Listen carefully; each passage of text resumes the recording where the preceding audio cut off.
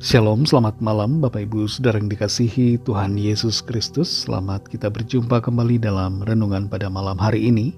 Kita bersyukur kepada Tuhan yang baik, yang selalu menyertai dan memampukan kita dalam menghadapi segala keadaan. Sebelum kita mendengarkan renungan firman Tuhan, mari kita berdoa. Bapa Surgawi, Bapa dalam nama Tuhan Yesus Kristus, Tuhan dan Allah kami yang hidup, Allah yang Maha Kuasa, Bapa kami yang kekal, kami bersyukur untuk penyertaan Tuhan di sepanjang hari ini. Tuhan sudah memampukan kami untuk melewati semuanya.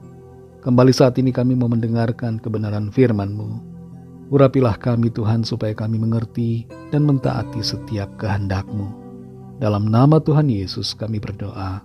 Haleluya, amin. Saudara yang dikasih Tuhan, ayat firman Tuhan saat ini terdapat dalam Injil Matius pasal 23 ayat yang ke-15. Tertulis demikian. Celakalah kamu, hai ahli-ahli Taurat dan orang-orang Farisi, hai kamu orang-orang munafik, sebab kamu mengarungi lautan dan menjelajah daratan untuk mentobatkan satu orang saja menjadi penganut agamamu, dan sesudah ia bertobat, kamu menjadikan dia orang neraka, yang 2 kali lebih jahat daripada kamu sendiri. Saudara yang dikasih Tuhan, ada fakta sejarah yang sangat disayangkan terjadi di benua Eropa. Sejarah itu adalah perang antara Katolik dan Protestan yang berlangsung puluhan tahun. Ada satu perang yang disebut dengan Perang 30 tahun yang berlangsung dari tahun 1618 sampai 1648. Perang ini juga berkaitan dengan konflik kekuasaan. Betapa pemimpin-pemimpin agama pada saat itu berfokus pada kepentingan sendiri dan membuat orang-orang hidup dalam permusuhan dan kebencian. Situasi permusuhan, perang, kebencian sangat disayangkan, sebab Tuhan Yesus tidak pernah mengajarkan untuk kita membenci, bahkan musuh sekalipun harus kita kasihi. Perlu kita sadari bahwa agama tidak menyelamatkan. Tuhan Yesuslah yang menyelamatkan kita. Perbedaan denominasi, perbedaan sinode gereja, jangan membuat kita saling bermusuhan dan berperang satu sama lain. Akan menjadi percuma kalau kita beriman, kalau tidak mengasihi. Sebab iman tanpa kasih akan menjadi sia-sia. Di dalam Matius 23 ayat 15 ini, Tuhan Yesus berkata, celakalah kamu, hai ahli-ahli Taurat dan orang-orang Farisi. Hai kamu orang-orang munafik, sebab kamu mengarungi lautan dan menjelajah daratan, untuk mentobatkan satu orang saja menjadi penganut agamamu, dan sesudah ia bertobat, kamu menjadikan dia orang neraka, yang 2 kali lebih jahat daripada kamu sendiri. Orang-orang Farisi begitu gigih dalam usaha mereka untuk membawa orang lain masuk ke dalam agama Yahudi. Tapi motivasi mereka dan hasil dari apa yang mereka lakukan berlawanan dengan kehendak Tuhan.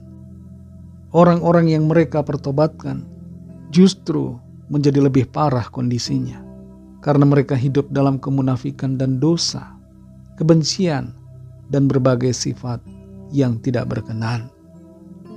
Kadangkala saudara, kita bisa terjebak dalam usaha yang seperti dilakukan oleh orang-orang Farisi. Kita mungkin berhasil dalam hal tertentu, dalam pelayanan, pekerjaan, dan hal-hal lainnya secara pribadi.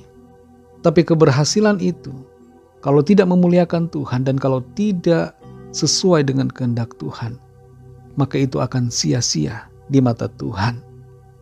Yang terpenting dalam kehidupan ini, apakah kita hidup dalam iman yang benar dan dalam kasih kepada Tuhan? Apakah kita membawa orang lain sungguh-sungguh mengasihi Tuhan, sungguh-sungguh hidup dalam ketulusan, dalam kejujuran di hadapan Tuhan, sungguh-sungguh hidup mengasihi siapapun, dan selain mengasihi juga hidup dalam kebenaran? Ataukah kita memimpin orang lain untuk hidup dalam kebencian, dalam permusuhan, dan dalam dosa?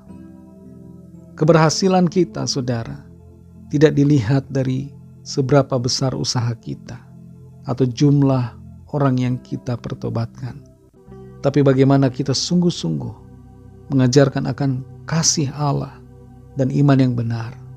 Dan secara pribadi kita pun menghidupi iman yang sejati dan juga hidup di dalam kasih seturut dengan apa yang jadi kehendak Tuhan. Roh Kudus akan menolong dan memampukan kita untuk hidup dalam kasih dan kebenarannya. Mari kita berdoa. Terima kasih Tuhan Yesus, kami mengucap syukur Bapa untuk firman-Mu yang sudah kami dengar saat ini, yang menegur kami, membimbing kami, untuk kami hidup dalam kebenaran-Mu. Tidak bangga dengan keberhasilan yang kami capai, yang sebenarnya adalah keberhasilan yang sia-sia di hadapan Tuhan, karena tidak memenuhi standar yang daripada-Mu. Ampuni kami akan kesalahan kami, dosa kami, motivasi kami yang salah. Tolong kami Tuhan supaya kami hidup dalam kasih dan dalam iman yang sungguh benar di hadapan-Mu. Dan kami mengajarkan kasih-Mu itu kepada orang-orang di sekitar kami. Hidup dalam kebenaran, hidup mengasihi satu sama lain, memancarkan terang-Mu ya Tuhan bagi orang-orang di sekitar kami. Engkaulah Tuhan sumber keselamatan. Bukan agama, bukan sinode, bukan denominasi, tapi Engkau saja Tuhan Yesus yang menjadi keselamatan kami. Dari Engkaulah kami mendapatkan kehidupan kekal, pengampunan dan pembenaran. Ajar kami untuk mengasihi siapapun, orang-orang di sekitar kami yang berbeda denominasi, sinode, berbeda cara beribadah. Sebab bagaimanapun juga kami yang percaya kepadamu Tuhan Yesus adalah satu tubuh di dalam Engkau. Kami adalah keluarga kerajaan-Mu. Terima kasih untuk firman-Mu. Tuntun kami terus ya Tuhan, untuk semakin mengerti akan apa yang menjadi kehendak-Mu. Berkatilah kami di sepanjang malam ini. Lindungi kami dengan kuasa-Mu. Dan lawat setiap kami Tuhan. Kesembuhan terjadi, pemulihan terjadi. Ada kelepasan, ada kemenangan. Ada jalan keluar yang ajaib dari Tuhan. Mujizat-Mu kami alami. Terima kasih Bapa. Dalam nama-Mu yang kudus, nama Tuhan Yesus Kristus, Tuhan dan Allah kami yang hidup, yang maha kuasa, Bapa kami yang kekal, kami sudah berdoa dan mengucap syukur. Haleluya. Terimalah berkat Tuhan. Tuhan memberkati engkau dan melindungi engkau. Tuhan menyinari engkau dengan wajah-Nya dan memberikan kasih karunia.